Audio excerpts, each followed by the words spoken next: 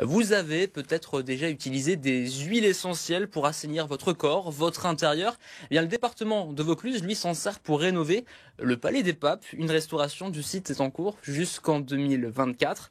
Et avec ce procédé insolite, eh bien, le département est censé redonner aux pierres de l'édifice leur éclat d'origine. Nicolas Dumas.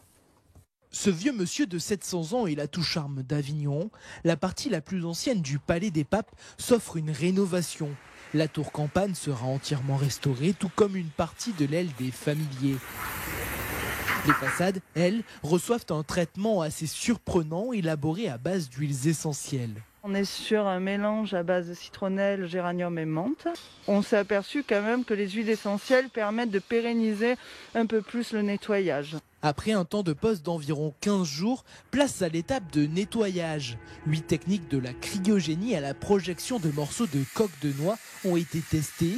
Il était important de choisir le bon produit car le bâtiment est classé monument historique depuis 1840 et il est protégé au titre du patrimoine mondial de l'UNESCO en 1995.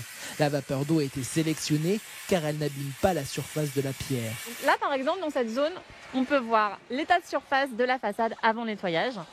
Donc on peut voir une façade qui est très encrassée avec notamment des micro-organismes. Et à gauche, une surface qui a été nettoyée. Donc on voit très nettement la différence entre les deux zones. Cette phase de travaux doit se terminer à la fin de l'année. Considéré comme la plus grande construction médiévale d'Europe, le Palais des Papes va retrouver une nouvelle jeunesse.